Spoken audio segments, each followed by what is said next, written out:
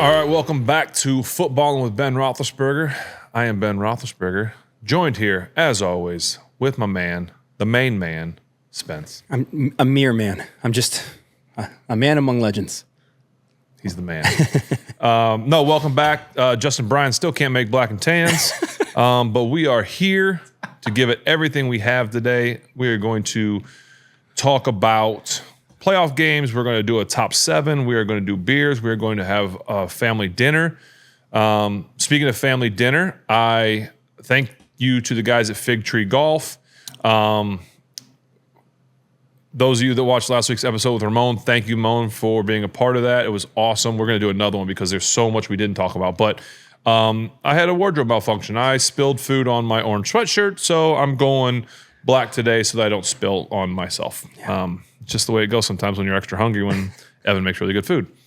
We also were trying to get Santonio Holmes on the show. I know we talked about it last week. That's right. He has not texted me back. I guess he doesn't care to come on here. Doesn't care about you guys as fans, I guess. I don't know what that means, but he thought we were going to talk Super Bowl. Like it would be so cool. Legendary. To relive that Super Bowl moment for the first time together. But he doesn't want to, so didn't want to do it. Yeah. Anyway, he ghosted me. I guess that's what happens when you're retired and he doesn't care about me anymore. Or, well, you know what it is. What's that? Ohio State won the national championship. Oh, it's too good for you now. He's too good for us. He's now. too good for you. Well, one natty and then all of a sudden. Yeah. Well. All right. Well. Anyway. Yeah. So we were just me and you today, Spence. Hey, we can talk. We're gonna talk playoffs. We're gonna have some fun, and we'll keep it short and sweet. Yeah. There you go. That feels good. I've never won a Super Bowl, been to a Super Bowl, or caught a pass from you, but I'll do my best. Santonio would have done great. I appreciate you. I've never even won a national championship either. If we were really cool, we'd do one of those like beer slides. Oh, you want to and you. No, because if I slid it, all your electronics. I'll slide to you. But then you would be. I'd be passing you. Oh yeah, that was you the see whole what I'm saying? point. Like yeah. the whole. I'm a little slow, guys. Yeah, like that would have been really cool. But we'll just. Yeah, that's all right. Whatever. I'll fix it in post. I'll animate Make it look real good. Just a little spillage, nothing crazy. Yes. Yeah, but we do. We have a good show. But you know this.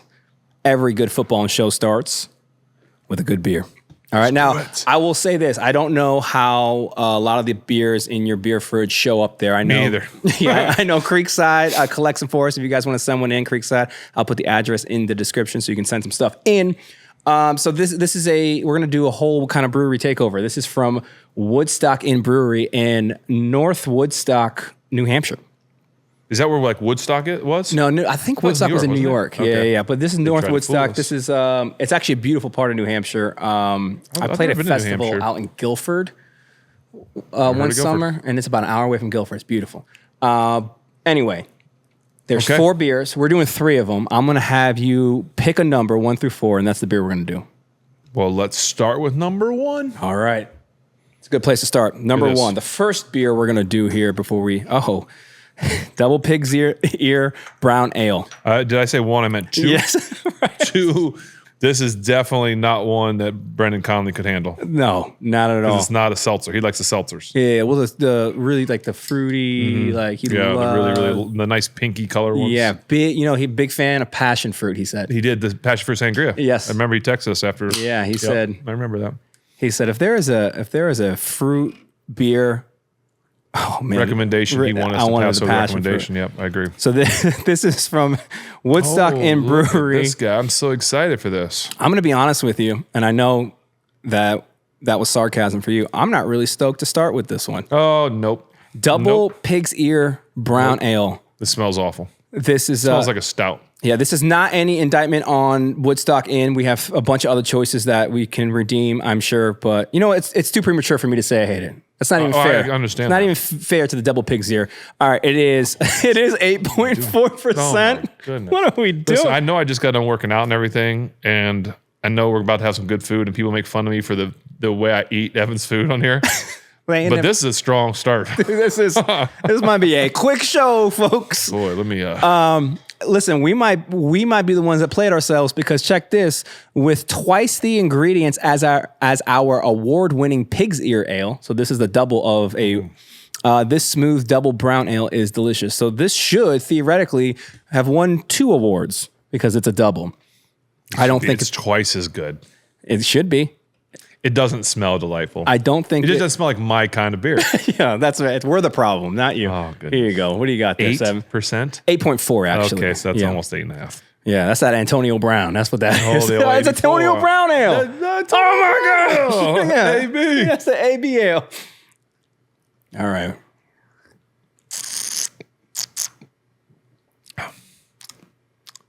Okay. Okay. Not better than it smells. Yes, it is. It's not. That caught you off guard a little bit. Hold on. I could tell because I gotta do a double. You only did the little sip. I did a little sip. I was nervous. I was nervous, but when you ball, you drink it all. Yeah, I was that's nervous. the rules.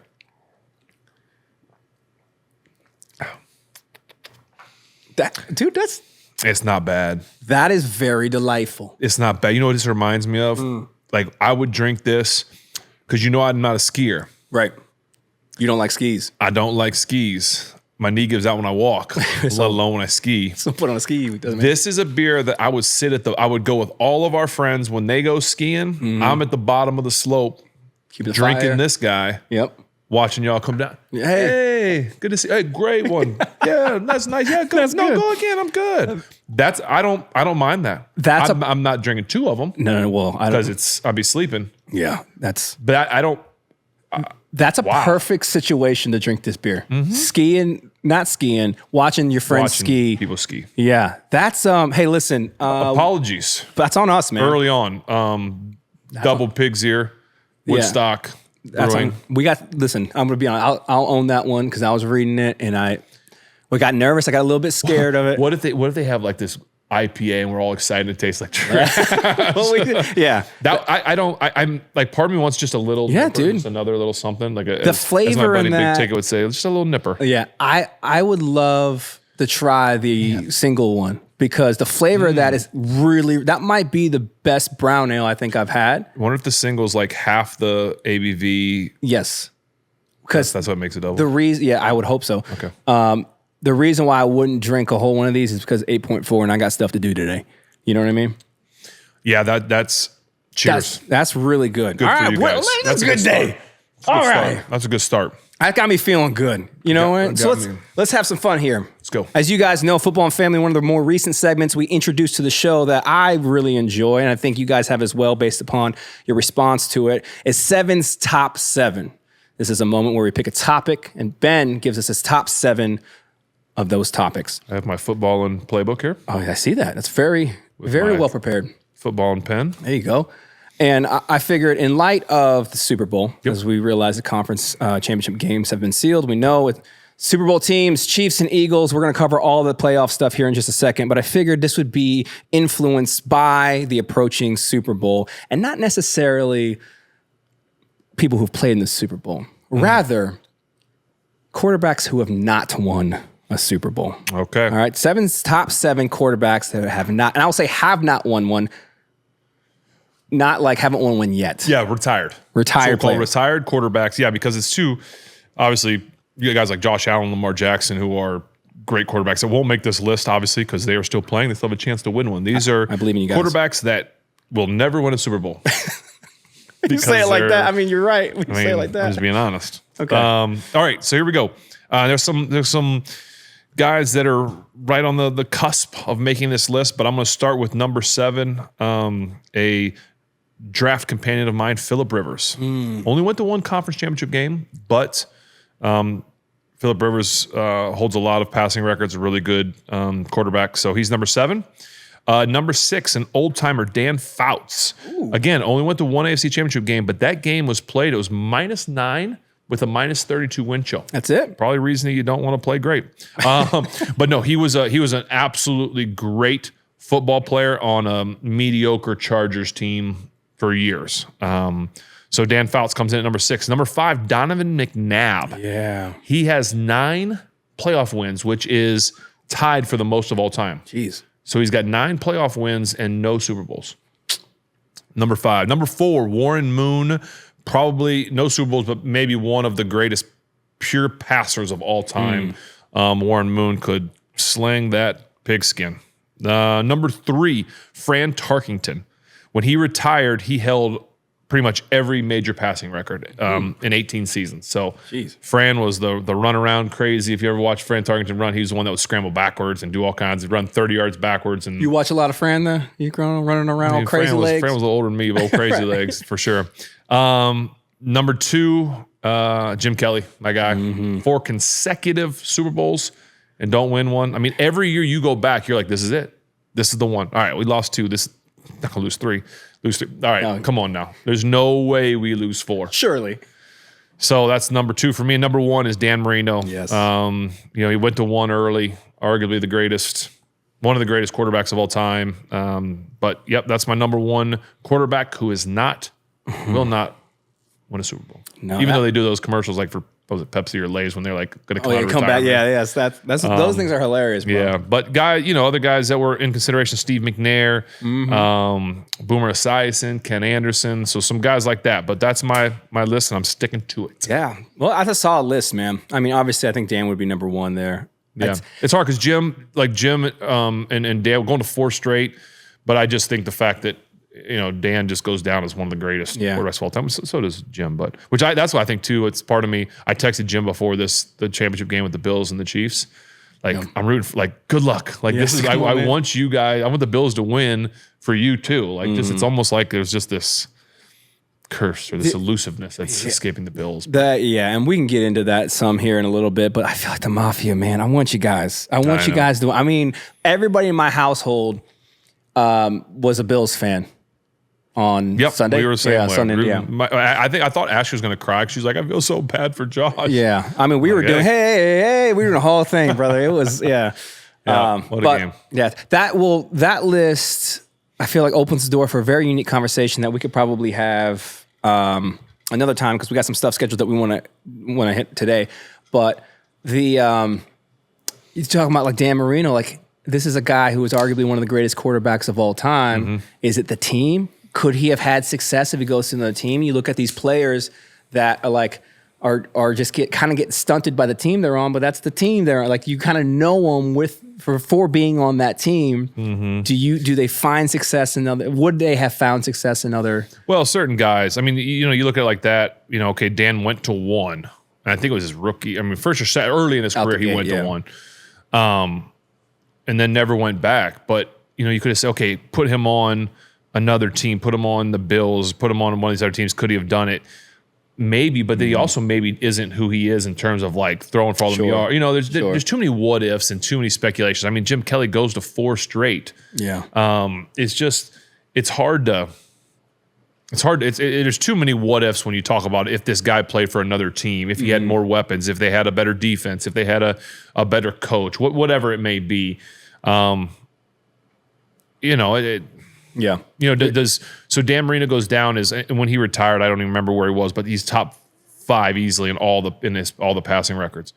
So if he goes to another team, does he end up being more like a Jim Kelly who doesn't have all the passing records but had a chance to go to 4? Sure. It's an interesting question you could ask those guys. Would you take a gold, and I know from Jim, would you take a gold jacket, the Hall of Fame, or would you take a Super Bowl? Yeah. I know his answer.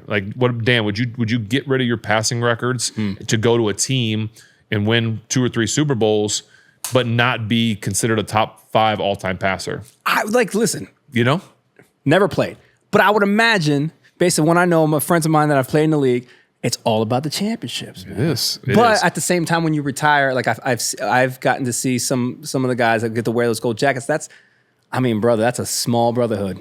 It is. It is. It's that gold jacket's special. But I mean, you look at Lamar. I'm sure Lamar would trade his potentially another one this year, but his league MVPs for a Super Bowl. Would Aaron Rodgers get rid of? He's got 1 at least, but would he get rid of some of his for another shot at it? I would assume so, but I don't know. Everyone's different. Well. Get him on the show and ask him. Everyone's different. Yeah. Hey, we had a question. Can you come on the show for one question? Just one question. Yeah. So speaking about championships, man, why don't we dive into the playoffs? Yes. All right. So we had Ramon on, which you had already thanked him. That was one of my favorite. I mean, we could have been talking for another 2 hours. We could have kept going. Yeah. We need to go and get him back on the show and just kind of keep it going. Yeah. He is so insightful.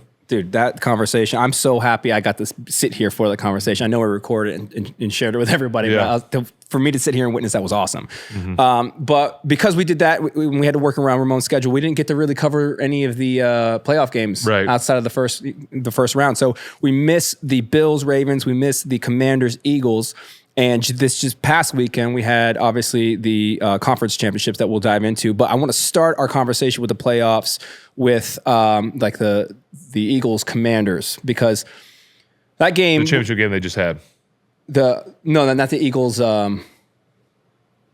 Eagles Lions. Eagles. No. It's been so long. What year is it? The championship. Yeah, not the conference championship. That was the. Where are we at here? Well, the Eagles just beat the Commanders in the NFC Championship game. So we missed the one before that. Yes, the beatdown with the Commanders on the Lions. Yes. So not much to talk about. I mean, with that was the fact that Jayden Daniels and the Commanders could put 45 on what I thought was the greatest team in the NFL. Granted, the defense, and you said this. You said the defense of the Lions, the only thing that scares you because of all the injuries. And it showed. Yes. When you get to the postseason, especially, things that are going to stand out are how well is your defense playing, which you're seeing the Eagles right now play great defense. The Chiefs are playing really good defense. And turning the ball over. Turnovers are huge. We've talked about it here before. When you turn the ball over in the regular season, you can get past a turnover. You can get past 2. You may be able to get past 3. I think every turnover, like your chance of winning goes down. But in the regular season, you can still make it happen. In the postseason, that ball and the possession of it is so precious that even 1 can be a killer. You can overcome. I'm not saying you can't overcome 1 and not 2, but the team that takes care of the ball is most likely. I mean, the chance is just astronomical who's going to win. And I mean, I heard a stat this last AFC Championship game with the Bills and the Chiefs that the Chiefs finally turned the ball over for the first time in like 8 games, like 500 and some snaps with no turnovers.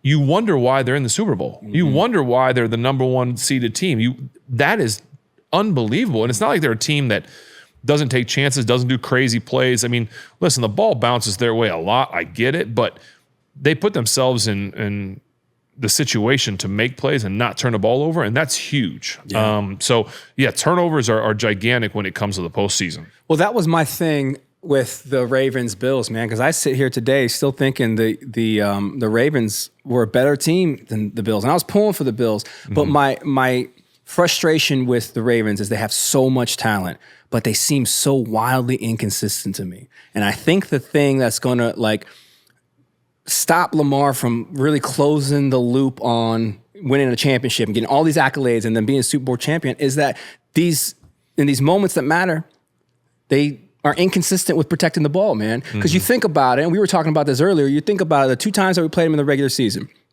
The first time we beat them is because of the turnovers that we recovered.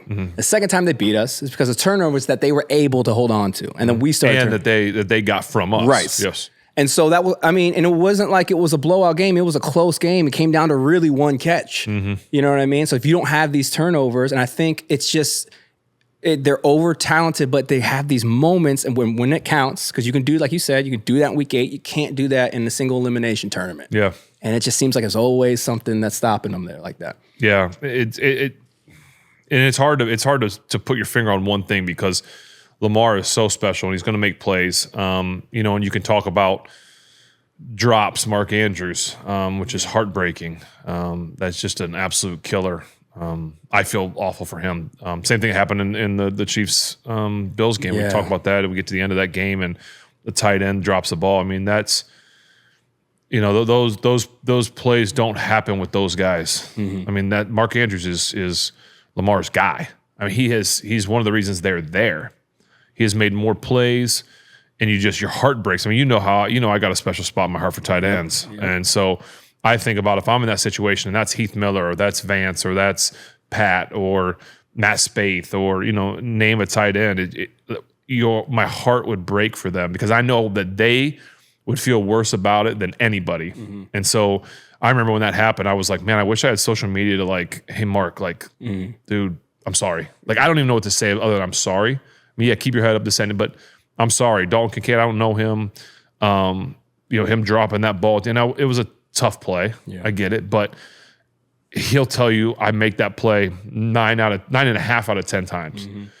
And so you just feel awful for those guys. But those are the plays in the crucial situations that have to be made. Mm-hmm. I mean, if that drop happens, either one of those drops happen in the first quarter, second quarter, even third quarter, no one really thinks much of it. Yeah.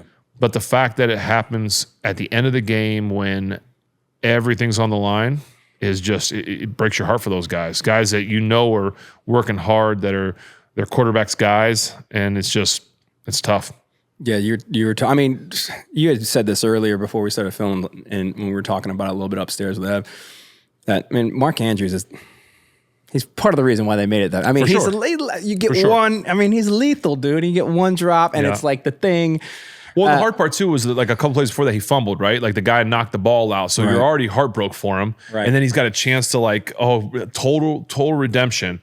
And it's like, okay, I wonder how much was like still on his mind. Like, was he still in his own head a little bit? Was he trying so hard? Like, I have a chance to catch this now to make up for what just happened. So now he's extra thinking about it or something, But I don't know. My heart breaks for both those guys. Yeah, dude. Because it just stinks. Yeah, well, you're talking about the Bills-Chiefs game. I want to jump over real quick to the Eagles-Commanders game now that we got all these teams sorted out. Yeah. One thing that I couldn't help but continue to think about was the parallel with Jayden Daniels and you.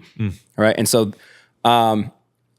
being in a conference championship game is a big deal. Being in it as a rookie is even bigger. Mm-hmm. And a 6th seed.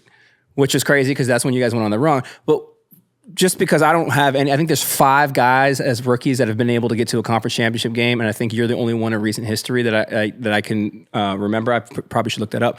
What is that like going into that moment as a rookie? Yeah, I mean, he was playing much better football than I was as a rookie. I was just trying to survive. And he was leading the team. I was fortunate that I had a group of guys around me that were veterans, that we had a great defense, and we had Jerome and guys that they didn't have to lean on me like the Commanders leaned on him. He was playing great football. I enjoyed watching him down the stretch, especially not getting to watch him much during the season other than when we played. What a football player. Again, I still got to do my 3-year thing. Mm-hmm. But what I've seen, if he continues to improve, he's going to be a game changer for a long time.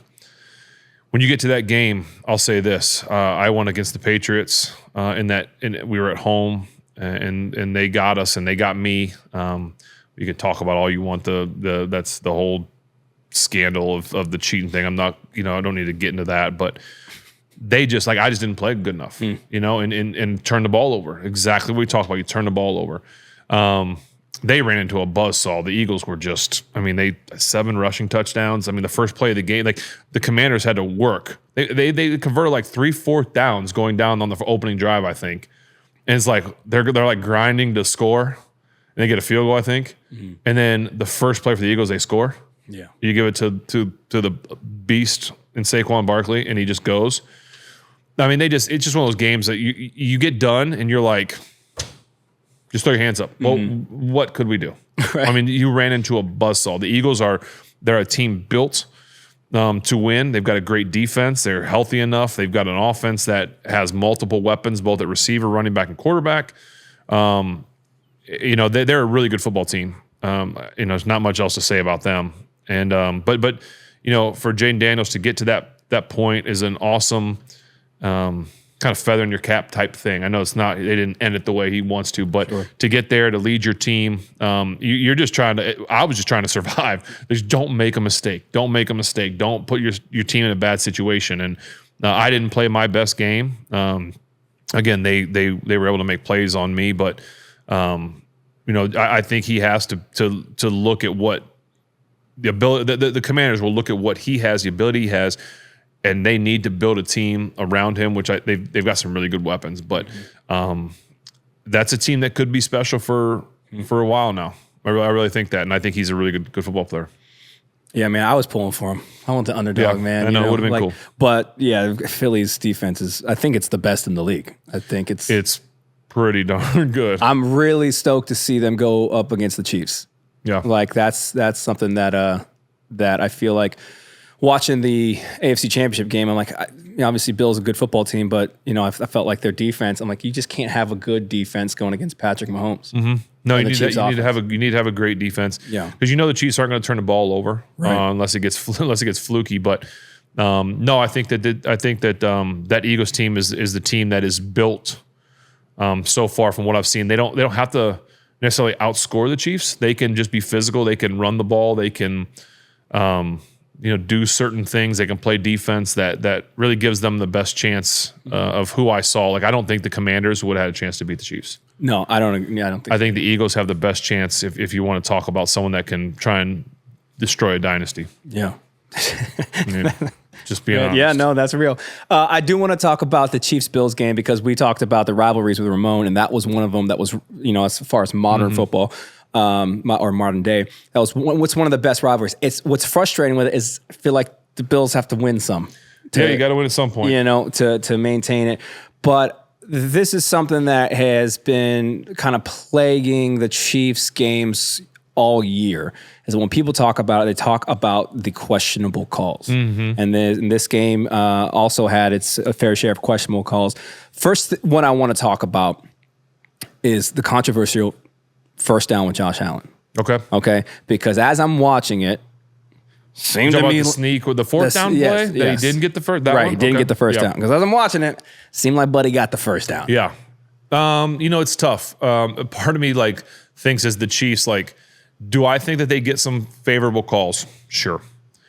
Do I think that sometimes that's it's not like the Chiefs are asking for it, right? Sometimes it's not like you tell the ref, hey, call this for me. Right. So sometimes you're getting calls, and the Chiefs have to be like, it's not like we called it, the refs called it, But there's some times that you have to look at what Patrick does on the sideline, where he acts like he's going out of bounds and he doesn't, or he slides and maybe he doesn't quite get hit, or he's learned to really. I'm not going to call it flop. He's learned how to. There was one flop, one hard flop. Embellish the contact. Yeah. But going back to the sneak, first my first reaction is you guys have been pretty successful doing that play. You're not as successful as the Eagles doing it, but you've had some success with it. But you've been stopped now. That game, they got stopped once on a 2-point play and one other time with it. They had to come back and run it again. My first reaction is do you not have any other short yardage plays? Use Josh in the shotgun as a read, an RPO. Do something like that. Put yourself in a better situation. Okay, that's my comment to the Bills in the play calling. I know that plays worked, but in that game you got stopped a couple times. My next thing to the officiator and what I would have liked to have seen, and I'll equate it to the same thing as when a person or a player gets close to the goal line. When in doubt, they give them a touchdown. Sure. They rarely ever mark it down, because if it goes to a touchdown, then it's automatically reviewed. And so I think that's that's a safe play. Give them a touchdown, let it be reviewed. Now, I know that every first down isn't reviewed, but I feel like they should have awarded the first down. When in doubt, give them the first down, let the Chiefs challenge it and see if they didn't, right? Because give it to them, because then what I think happened is when it got reviewed, it was, and maybe it's reversed. Maybe they don't give it because it's reviewed because it's a turnover, and then they automatically review it. I don't know, but to me, the evidence, it was indisputable evidence against him making it. Well, if you watch, the first official comes in, he gives it to him. Right. The guy on this side comes in, he's avoiding people, and he kind of gets back. Give it to him, and then that way, if there's any shadow of doubt, you keep the drive going. Yeah. Now I know that the Chiefs are absolutely not, keep it not, and there's two sides to every story, every coin. But I would have liked to have seen them give it to him and then go back and look at it to see if he didn't get it. The other issue with that, the tush push, the sneak, whatever you want to call it, and a tush push, I hate to call it that, but that's, for lack of better terms, what it is. There's so many people in that pile that you're also putting it up to the officials to try and kind of guess where the ball is. Sure. Because there's a mass of grown men in there with pads on, and it's like it's a scrum, right? It's a rugby scrum. And there's no definite way to tell where the ball is. So that's the other thing you're kind of putting on the referees to make a judgment call of where they think the ball is. So there's lots of nuances and elements to that play and that, but I would have liked to have seen them give it to him and then go back and say, like, without a shadow of a doubt, he didn't make it. Sure.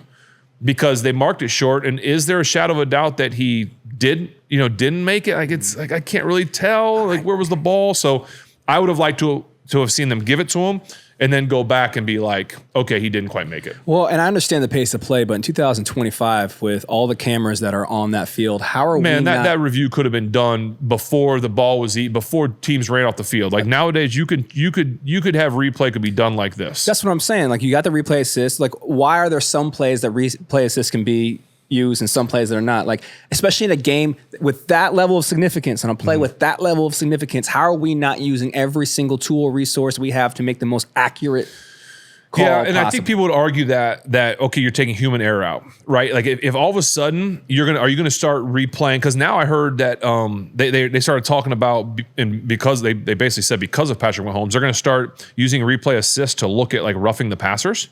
Which I don't hate, because I think there's been some awful roughing the passer calls. Sure. I think that's a smart move, as long as it doesn't slow down the game. Sure. But what you're starting to do is you're starting to walk, and for that I like, because I'm as a quarterback, like, I'm all sure for you like protecting that, guys, yeah. But I think it's gotten to a point of just ridiculousness, and I will side with the defenders on this. It's just some awful calls. But my question would be, at what point do you start to just you take officiating out of it and just let it all be replay, every single play? So is that a negative thing, though? Because if the goal is to hey, we need to get this right, you're talking about removing human error. Let's remove human error. So we let the players play, and it's like, but then you're going to start. So then my question would be, are you going to start watching every single lineman and see if someone's holding? Because there's holding every play. Yeah, but where's AWS? You telling me that's not already happening? The stats and the AI. You're telling me AI can do everything. But there is a penalty on every play, right? Some sort of a penalty. So then you don't even ever play the game then. Yeah, well, I think you can still. I think you can still, like, dictate, not if something like that happens, if it's an egregious thing. You still have human beings calling it, but you just have more. Like, this is a perfect example. You're not trying to figure out whether or not a penalty occurred. You're trying to find the exact location of the ball, right? And the ball, and you can do that from a camera angle. You did it watching it, right? All of us at home were like, dog, that's a first down. Well, you could obviously eliminate everything by putting a chip in the ball and putting a marker. I mean, there's ways you could figure out how to make that and take all that out of play. See, you're the next. I didn't even think about that. But my question would be, like, okay, I'm not disagreeing, but like, every time a quarterback is hit, sacked, hit, ball's gone. Because how many times did we talk about on this show, a quarterback got tackled, the guy grabbed his face mask or something, and nothing was called? Yeah. Right? So basically, it's like, okay, every time a quarterback does something, every time a quarterback does anything besides hand the ball off, really. Yeah. So if he throws it, did he get hit? Did he get sacked? You're looking to see, did I miss something? Mm-hmm. And then you're just like, yeah, I don't know. It's just something you need to set. I don't mind them looking at like some flops. Like, if you threw a flag for roughing the passer or excessive, like any of those, then it should be able to be looked at. Sure. If you didn't throw a flag, then you just don't go look at everything. Sure. Maybe that's the move then. It's like, hey, if you're going to call something you saw, let's review it to make sure what you call was accurate. Not like just be like, spying on people. 53, that's you again. You know what I mean? Yeah.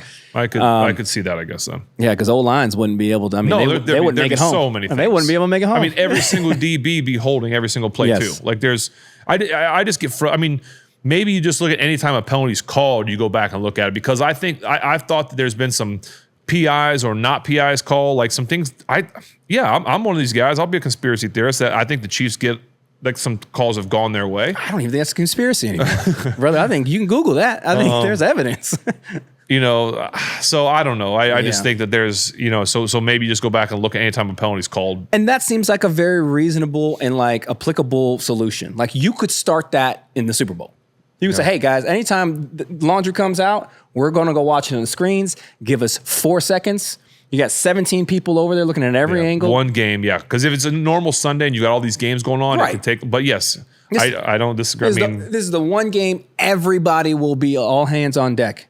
You can have, I don't know what network gets the Super Bowl, but you could have this year. You could have all the networks come together. Like, all right, CBS. By time Tom does a little FaceTime, you'll know what's going on. Right, exactly. Let Tom say something. CBS, you guys are watching all the offensive penalties. We'll get ESPN on the defensive penalties. Yeah, so the other thing I want to talk about is that throw that Patrick made. He was scrambling, kind of threw it up, and there was this opportunity to catch. Could have been intercepted. He comes down. It looked incomplete. You know what I'm talking about? It looks incomplete. The Bills challenged it. I think to see if it was incomplete. Yeah. Yes. What do you think about that one? Well, I thought the Bills guy should have intercepted it first and foremost. That was a little. I don't know if it was Xavier Worthy. I'm not sure who the Chiefs guy was that caught it or didn't catch it or whatever they called a catch. But that's just will and desire. The Bills guy should have had it. He took it from him, and so to me, give it to him. Congratulations on just will. Mm-hmm. That one's less, like, oh, the refs like hosed the Bills, gave it to the Chiefs because like I don't think the Bills guy intercepted it, because that's someone was like, oh, the Bills guy had it first or had it when they were on the ground.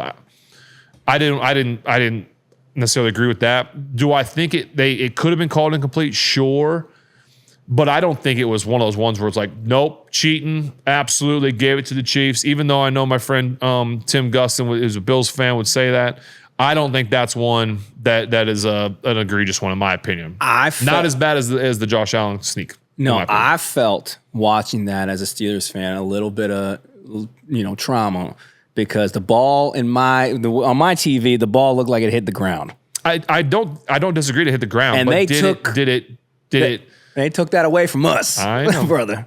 There's all the did it move? Did he use the ground to catch it? Yeah. Again.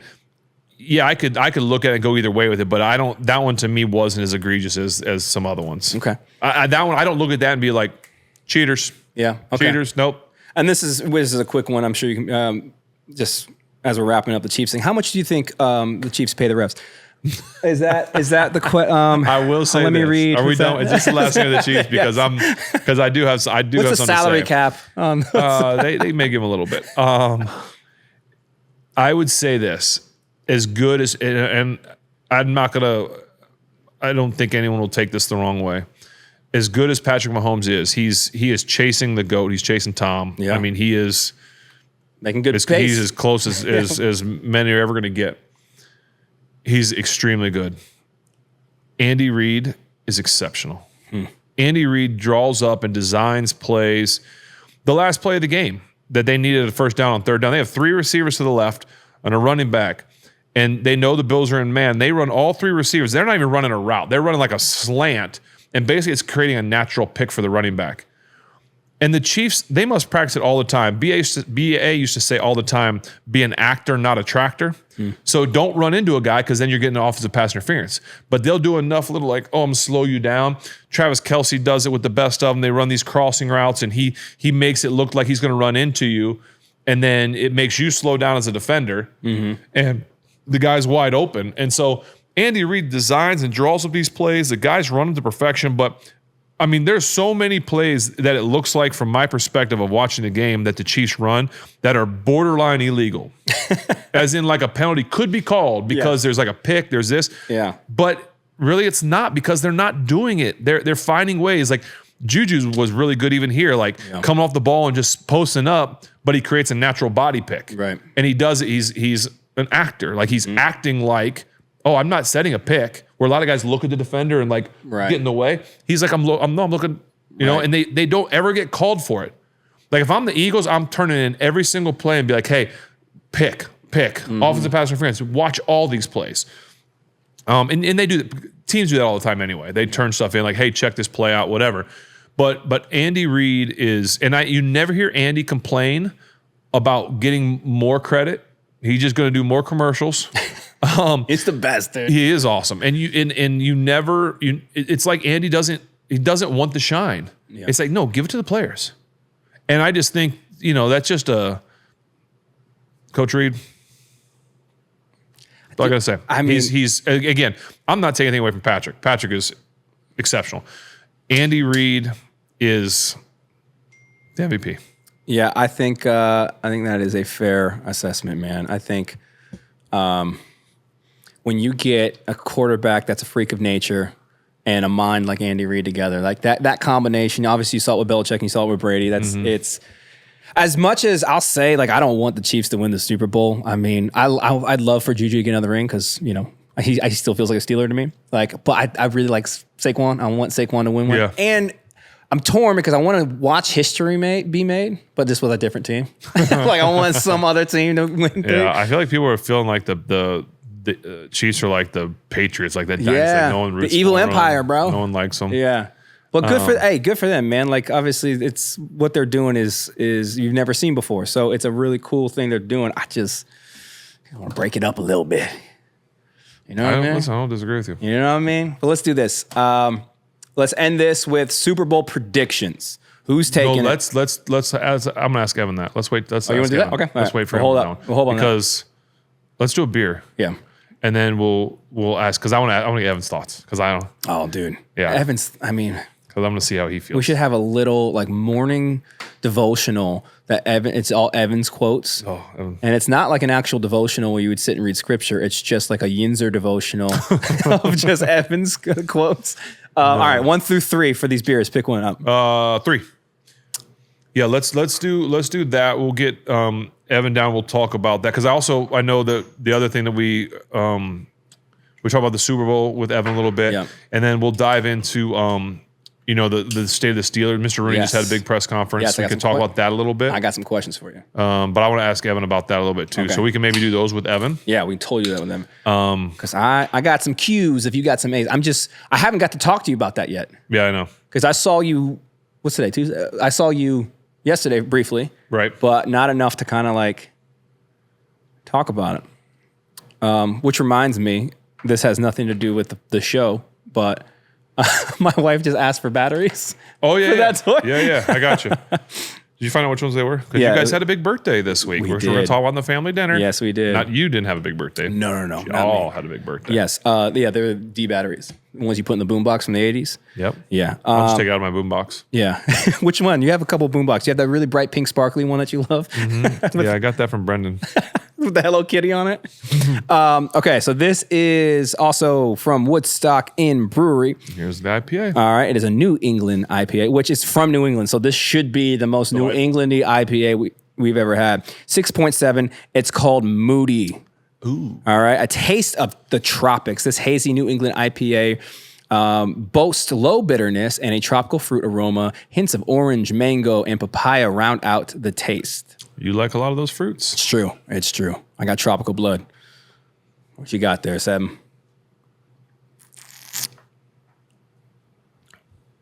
Delightful. Easy. Woodstock Inn Brewery. Is Woodstock Inn Brewery, is it like an inn? Like you go stay there? I don't know. Can you guys let us know that? Woodstock Inn Brewery? Or is it like a ski resort? That would be cool. I'd go sit there while y'all ski. Oh, dude, I'll go ski while you sit there. Feel free to be. Okay, I will. Woodstock Inn Brewery, check it out, man. There's mountains on every one of these cans. Yeah, I mean, it established in 1982. What a good year. Yeah. What happened in 1982? Yeah, some good people were born. Yeah, like we were blessed. My friend Chris Klein was born. Dude, that's really good. Telling you what, while you guys are skiing, I might be sleeping. Yeah, brother, you know good and well I ain't skiing. Those are, hey, good for you guys, Woodstock Inn Brewery. Yeah. New Hampshire. I don't believe I've ever been to New Hampshire either. It's beautiful. So we should go to the Woodstock, if it really is a hotel or something, or like an inn. Yeah. It's called a hotel. What's the difference between a hotel and an inn? One turned away Jesus. Baby Jesus. Yeah, there was no room left in the inn. There shouldn't be any more inns. I think the hotel, I don't know if Mary and Joseph had points that they could have gotten a room ahead of time. I probably have to check. They forgot to check it out. Mary didn't know that. Tell you that much. Is that too much? I probably shouldn't poke the beehive again. Your points. Get a room how has Holiday Inn not done that commercial yet? There's room here. Wow. Come on, you're welcome, creative department. Wow. That's delightful. These are so far 2 for 2. Dude, that is insane. That's the most smooth, refreshing IPA I think I've ever had. Do you? Yeah, I definitely wasn't changing the subject. I wasn't doing a red herring. My question is, because I like both of those so far a lot. Do you go to New Hampshire? I'm asking football family out there, anybody from New Hampshire or has been to New Hampshire. Do you go to New Hampshire in the summertime when it's like green and hiking, like hiking and doing all that kind of stuff? Yeah. Or do you go to New Hampshire in the winter for the skiing? So which is number one? I've been to New Hampshire in the summer and the fall. Okay, but never the winter. Never the winter. Fall's got to be beautiful. No, but is it all pine? Is it all pines, right? So you don't really get the leafy always. Falls? Most of it is. Yeah, most of it is. But not. No, that's not true. I think this is in New Hampshire. I went to a ski resort called Okemo. I think that's in New Hampshire. I went there in the winter, like fall to winter. Okay. They're just prepping for the season. I think that's in New Hampshire. Yeah, that was beautiful. That, and then my favorite of the Maines, Portland, Maine. Yeah. Bro. If you ain't, I ate at a restaurant one time, Portland, Maine, on a dock. I ordered a lobster. They took it from a boat and took it to a window in the kitchen. My wife has been to Maine and done the lobster stuff. She's like, literally, it's like, there's just, I'll take that one right there. It's like, they do the roll or whatever you want right there. It's insane. I've never been there either. Come on, man. We got to do a New England tour. I would like that. Hey, we might have a reason to do that. We might do it. We should. We might have a reason to do that coming up. And I'm going to get lobster rolls. Yeah. Well, dude, legit, at the spot that I'm talking about, you could get 2 lobsters for $25. I was like, yeah. I remember I was on tour. Probably not little lobsters either. No, it was like, it was a pound, a pound lobster. I remember I was on tour. We had a day off. And I texted my wife. I was like, hey, you cool if I spend like $150 on lobsters today? I was like, I had to make sure it was in the budget. Yeah, right. Yeah, so jeez, I did that. She gave me the green light, and it was the greatest meal I've ever had. Good for you. Yeah, thanks, man. Yeah. Thanks, Kens. Yeah, thanks, Kens, for letting me spend my money. Okay, so I know people are like dying about this Steeler stuff. Yeah. Go ahead. You want to jump into that, and then we'll wait till Evan? And then we'll ask Evan what his thoughts are on it too, because I don't want to. All right, we need to talk about the state of the Steelers, but I want to start. Mr. Rooney just had a press conference, okay? And one of the kind of headlines that come from this is a very interesting way to phrase this, and I want to know what you think this means. Okay. He said that there will be coaching changes, but it wouldn't be wholesale changes. They're not wholesale changes. We've been talking, obviously, in the light of everybody's frustrated. The people are barking about Tomlin should go, Tomlin should stay. What do you think coaching changes that aren't wholesale means for the Steelers? To me, that feels like you're happy with what you have. You're just not happy with how what you have is performing. Okay.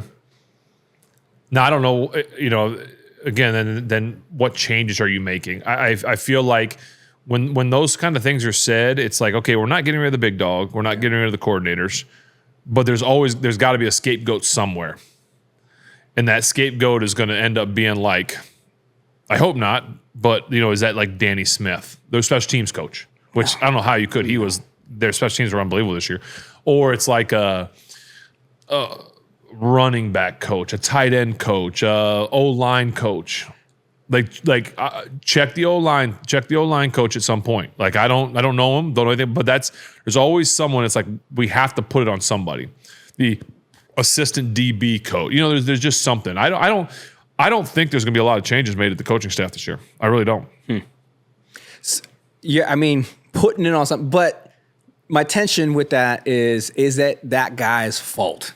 Because you've had Canada OC, you had Arthur Smith at OC, you had Randy even before then. No, it's never. No, it's not. I mean, it's not all their. No, the coach that gets fired. No, it's never their fault. It's not saying never. Sometimes it might be, but did you get the most out of your guys? So this begs to ask another question, right? So in 2024, I believe the Pittsburgh Steelers coaching staff had the smallest coaching staff in the NFL. Is there ever a move to where you expand the coaching staff to have maybe some of these other specialty coaches and a little bit of help? Absolutely. There's a lot of room for that. Like expand the strength and conditioning staff, expand the training staff, expand equipment staff, all that stuff. But that's money. Yeah. And we all know that the Rooneys aren't like putting a lot of extra into that stuff. That's just the way they've never done it that way. So don't expect that to change. But yeah, I mean, there's absolutely, I think, room to grow in terms of extra coaches. Now, I don't know since I've been there how many more coaches there are than when I was there, but everyone had one position coach. I remember going to one of the Pro Bowls, and I think the Houston Texans were the coaching staff. And I remember sitting in a quarterback meeting room at the Pro Bowl, and you had the quarterback coach, and there were like two or three other coaches in there. And I'm like, what are you guys doing? These are all like they're coaches. And so I'm just like, this is unbelievable. Like, and so I think there's definitely room for that, but the team has to decide they want to do that, and I don't know what that looks like. Yeah. Sorry. Well, Evan might know. Hello. Hey. How are you? I am well. Holy. Look at this. Is that a full calzone, bro? A family-sized calzone. That's a calzone zone. Look Whoa. at that, Capital bub. C. Isn't it a K? Calzone? It's actually a silent F. Is that too high for you there, bub? Is the mic too tall for you? No. You got him on a box. You There got you your go. box back there, Stanley? People don't know. I'm on my tippy toes. Yeah, there we go. Holy cow. Dude, that's a full calzone. The full one. Listen, I didn't have the See, why do you do this? Because people make fun of me all the time because I'm like, boy, Ben's really housing that food. I'm like, well, Hold yeah. on. I have to show this full calzone. I'm gonna. There's slides. no other reason besides Yeah. they're envious. I agree. Well, listen, people. Is it like a mystery what's in it? It is not. Oh. It's people who say We that. can leave it a mystery. Yeah, and you guys can Mystery meat? you guys can see Should we while guess? you're eating it. Close your Yeah. eyes. No. You don't have to go. Just look at the ceiling while you're eating it. Okay, so obviously we have a calzone. Yes. Yeah, it looks good. Buffalo chicken dip. Right there. And then their sauce is for the calzone, obviously. I just didn't have room on the calzone plate. Clearly. And those contraptions, is that a word? Is that right? Contraption? Concoctions or concoctions? Oh, I'll say it's Okay. not contractions. That's Not a different contractions. thing, No, that's brother. a baby. Yeah, that's a baby. It's a baby. Yeah, you got it. It's like a waffle. Them things. It is. I'm sorry. It's a potato cake waffle. Of course it is. So, and it's got chili on top of it and a little bit of sour cream and some jalapenos. Jalapenos. I'm so glad it worked out. Jeez, dude. Do you want to grab plates? I do. I would love I to can grab grab 'em. them. Can you got While it? I ask you I'll questions, Evan? You sure? No, you do that. I'll do this. Break. Evan, Yes. questions. Answers. We just started talking. We're going to get to the family dinner, guys. I promise. But we have to get Evan's perspective on a couple things. We just started talking about Mr. Rooney's press conference.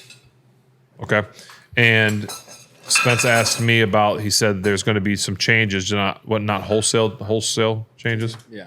They're not going to Costco for these changes, I don't think. Wow. What do you what anything from his? Did you listen to the press conference or any nuggets or anything from it? Anything did. stick out to you? I did. We know. Nothing. Alarming or He said things like, we have a good defensive line and a good running game, and those are things that we want to build around. And I get that to an extent, but again, I don't want anyone to lose their job. I'm not against Mike Tomlin or any of the other coaches. I simply said that because I think they need a change of pace. Okay. I think something needs to change, and it could be a mutual thing. I don't know, but what I got from the press conference was nothing really. okay. I mean, it's more of the same. Wash, rinse, repeat. You're gonna tell us it's raining when something else is actually happening, and I don't see that anything's going to be a major change in the foreseeable future. Get rid of a defensive coordinator here and overhaul this, but the buck stops with Tomlin, and I think he's the one that controls all the inner workings of the team, whether Rooney believes it, wants to believe it, or admits to it. I figured that like a coach is going to they're not going to get rid of the coordinators. I think it's going to be some like an O-line coach or like someone's going to take the brunt of it. Yeah, and it's going to be somebody that I'm a full believer in. The players are the ones that make the difference. The guys on the field, the guys off the field are keeping you sharp. They're honing your skills. They're reaffirming what you need to be doing and how you need to be doing it. But at the end of the day, it comes down to the players and also the scheme of how they're being told to play. So, yeah, go ahead. No. I mean, that's just the way that I look at it. From my point of view, and thinking that, you can put a raincoat on a pig, but it's still a pig. You know what I mean? It'd be dry. It would, and it would be cute. It would probably be cute. That would be adorable. A pig in a raincoat. That would be cute. I'm not afraid. Pig in a blanket. Pig in a coat. Delicious. So that makes me think about so what you just said makes me think about like the defense. Like what I feel is missing. I could be completely wrong. Probably. But like I feel like we're just lining up and saying, okay, we're better than you. Like TJ's better than you. Cam's better than you. Minka's better than you. Just line up and beat them. Like I remember when I was playing, you relied on more than just James Harrison and Lamar Woodley and those guys getting sacks. Like Larry Foote, James Ferrier, like those guys were getting sacks. Troy, Ryan Clark, like those guys were blitzing. Ike Taylor, like you brought different things. Yeah. It feels like I'm not, and I could be completely wrong again, but it feels like where is that uniqueness? Like where are other guys like getting it? It's like we're just going to line up and beat you. We're not going to do anything crazy. Like Coach LeBeau was so good. Now, listen, he's a Hall of Famer, I get it, but so good at doing some of those things. Like where's the uniqueness in our defense right now? I think that those defenses, you had so many different facets that were, coming from all different angles. You named a whole bunch of guys, and, offenses didn't know who to pay attention to, I don't think. Now you have TJ, so they know we're going to double TJ. You got Highsmith coming off the other end, and usually, that frees him up a little bit for him to come through.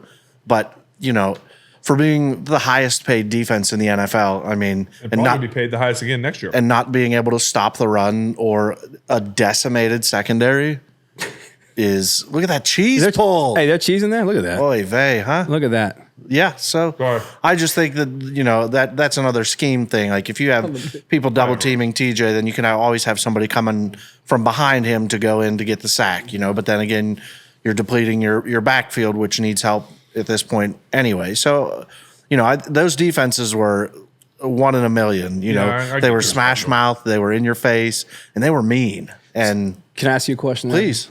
As the resident Yinzer, what do you think the Steeler way is? How would you define the Steeler way? Careful. No. Careful, because I've talked about it and I get blasted. Yep. What is I'm a nobody, so it doesn't matter what I say. They don't care what that guy with the beard and the cool hat says. Right. They don't. Well, dude, you first of all, yes. Oh, you're right. You too. Yeah. Oh, wow. Yeah. No. Pot shot. Wow. I apologize. That was rude. Caught some strays on that one. I know. Goodness gracious. Think before you speak. No, I think the Steeler way is just going to work, getting dirty, sacrificing, yourself as a teammate for another teammate to get his, comeuppance, and for him to be, the important person on that play. It's just everybody does what they're supposed to do, and nobody's worried about personal achievements. It's a team, and everybody, you're all going for the same goal, sure, which is to win. Hard work. Hard work is the Steeler way. Nose to the grindstone. Yeah. Sorry, Detroit Lions. Grit. Yes. Like that right there is the Steeler way. There's no excuses. You just get out there and you do it. Yep. You screw up, you put it in your back pocket, you do it again. And then at the end of the game, you can unpack the mistakes and everything else, but, headstrong and focused. All right. Well, you're here first. Oh, one last quick question for you. All right. Super Bowl prediction. Oh, puke emoji. If I had to root for a team because of a player, and I'm a nobody, so it doesn't really matter. I would probably only pick the Chiefs because of Juju. I know he's got one, but, I always thought Juju was a hard-working player, wasn't afraid to go over the middle, and boy, he's a Steeler way guy. He could lay a licking when he had to. Yeah, I agree. Wasn't that Vontaze Burfict? Oh, yeah. Right across the middle there. It was. Don't act like you don't have a T-shirt with that picture on it. Just standing there like I'm doing with this microphone. Yeah. Right. Burfict's still laying there. Still there. That was a feel-good play. There's a lot of those. That was an offensive, defensive play. You know what I mean? Like, he just got in there and he stuck him. And that's the defenses. You got me going down memory lane now with like Ryan Clark and all those guys. Just violence, bro. Just, when you were allowed to hit. When it was okay. When it wasn't two-hand tag. And Patrick Mahomes wasn't flopping. Flopper. Hey, man, do you need a hug? Ooh, no. It just irritates me. Sorry. Let it out, dude. I told you. It's a safe space. I don't even have the bean bag, and I'm losing my mind right now. Can you imagine if the bean bag was here? Flop that much. He had that heavy flop, that one flop. You flop once, you're going to do it again, and I'm sure he's done it before. Like, I mean, just throwing himself out like, whoa. I used to flop. No. Come on. No one saw it or thought that it was a flop. I mean, they should throw flags for flopping like they do in NBA. hockey. And in hockey, like 2 minutes. You go sit in that blue tent for 2 minutes. Think about what you did. You think about what you do. Like, it's a man's sport, and you're out here exactly. dancing. Good Lord. I want to see more flopping in the UFC. He got me. No, Evan. You got me on another subject, so it's going to be real quick. I like to watch boxing. It's probably my second favorite sport to watch. And I saw this one boxing match, and it was a heavyweight match. Shout out Charlie Batch. But this guy was redeemed himself. He was a heavyweight. He was a bigger guy. And he was getting lambasted. And he just kept spitting out his mouth guard. He spit his mouth guard out probably 3 or 4 times in that match until the referee was like, he just called it. He's like, it's done. It's over. And the guy was like, what? What's the problem? He just kept, you could see it. He's just like, spitting his mouth guard out. Every time he'd get in the corner and he was just taking it in the body, and then he'd block the body and the guy would hit him in the face and he'd just like turn and spit his mouth guard out. Man, that was a big flop there. This episode brought to you by Flops. By Flops. Flops. Yeah.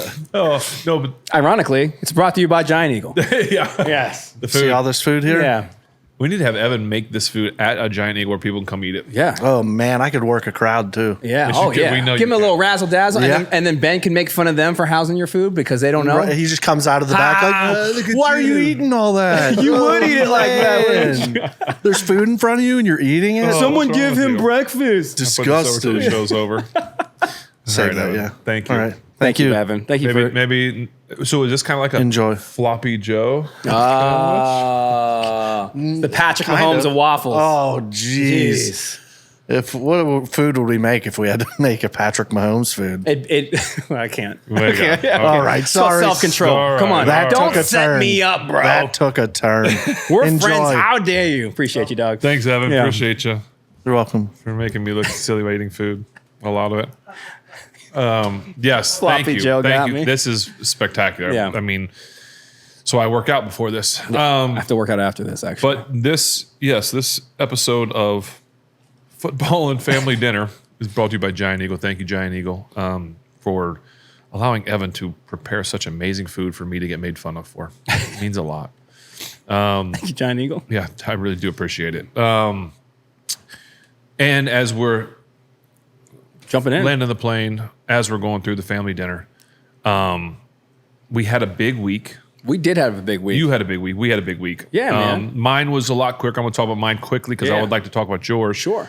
I got to go with Benjamin down to Florida, do a little bit of golfing, get out of this cold. He got fitted for his new clubs because he's getting taller. I know, dude. And golf is his favorite sport. And so we got to go do that, see some really good friends of ours, down there play some golf with some people, Kevin Shields, the Chosky family.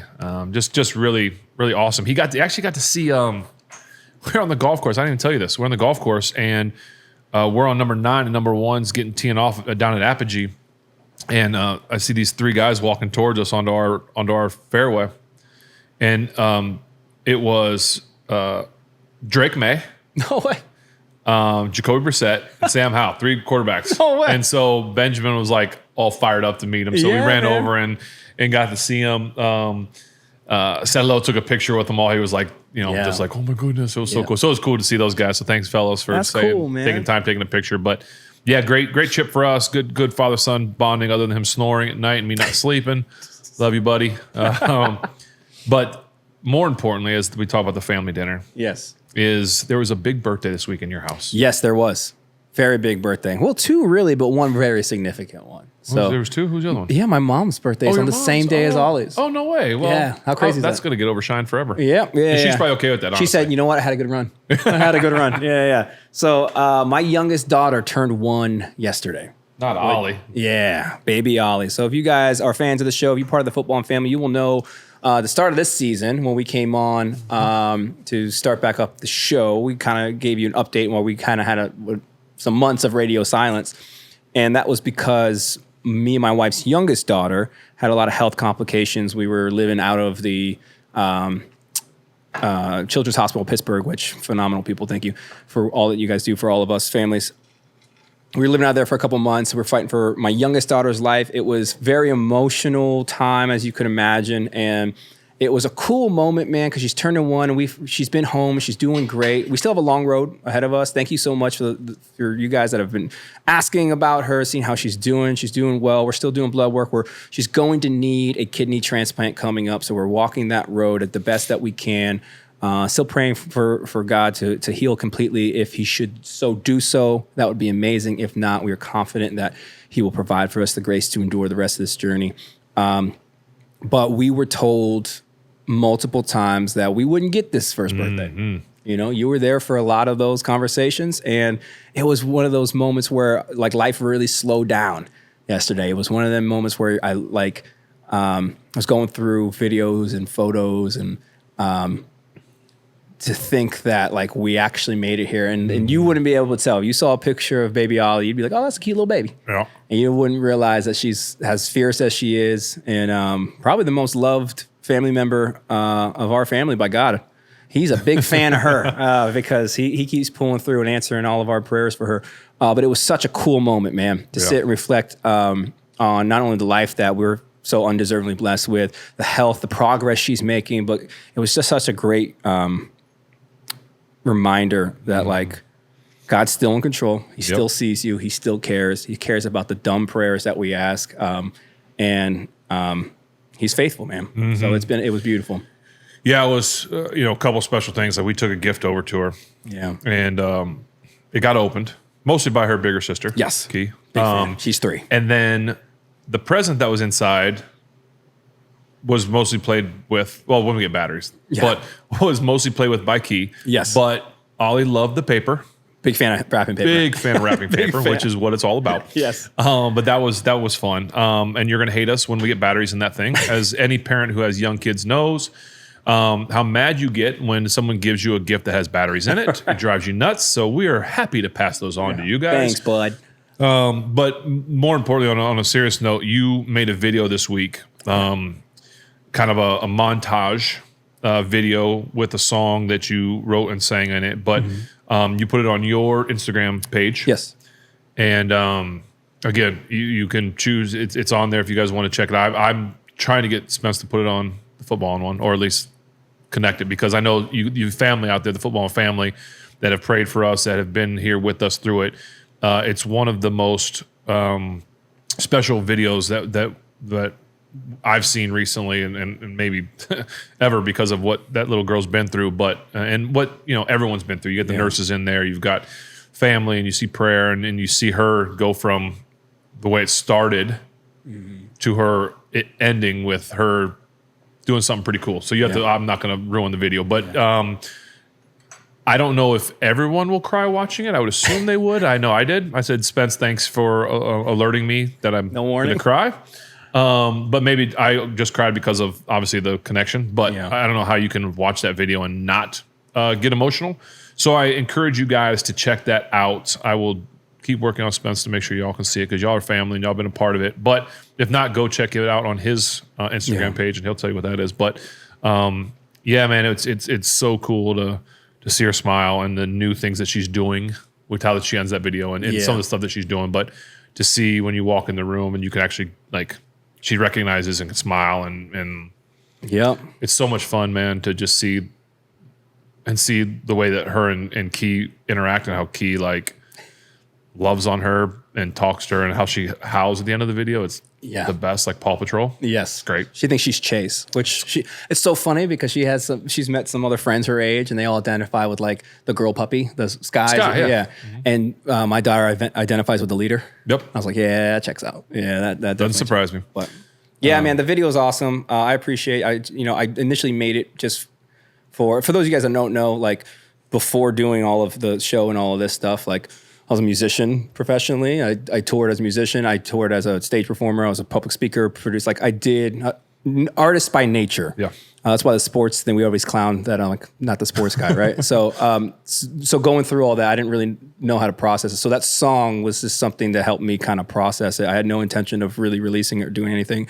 It's not up on Spotify. It's just kind of for me and my family. And then every time I shared it with somebody, they're like, hey, you should share it. And so there's so many of you guys that have reached out and thank you will never be enough. So it was posting it was my way of just giving you all an update on where we're at as a family. And again, thank you will never be enough. And if I'm going to wrap this up because I'll start crying and that's a terrible way to end an episode. But thank you. Thank you guys for all that. She's doing great. Again, we still have a long road, still would encourage your prayers and, but we're moving forward confidently in God's faithfulness and appreciate you more than you know. So yeah, for sure. No, we love that little girl more than you guys probably even know. But it was but it's special to get to 1 year is so cool. And we're so excited for another year and all the new things that are going to come. All you guys out there, all you parents out there that know like from year 1 to 2, like what's about to happen, what he's about to get into. Yeah.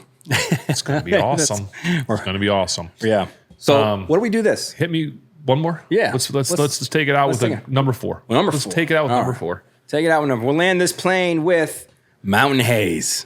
Mountain Haze. Yeah, it's a New England IPA. It is 6% alcohol. Part of me, I'm nervous to do another one because those other 2 were so good. Like, are they going to ruin it? There's no way. I don't think so. Right? But it's like we're gonna take this thing home. We're gonna enjoy this one, and we're gonna say thank you to the Woodstock Inn Brewery. Yes. Thank you to Giant Eagle. Thank you to Creekside. Thank you to Evan. Thank you to the Footballin family. The Footballin family. It's not the end. Thank you to Santonio. Oh wait, no, he's not here. We have a couple. We're gonna guilt trip him into coming on the show. Yeah, I might. All right. Mountain Haze. Yep. New England IPA. Like what do you think? Doesn't smell as good as the other one, but I mean, not that it doesn't smell bad, but just the other one was delightful. Yeah.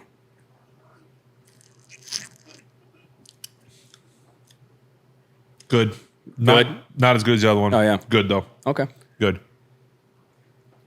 Tastes like a nice hazy. Yeah. Dude, what I like about these is they're not super bitter. Nope, it's not. Low IBU. Yeah.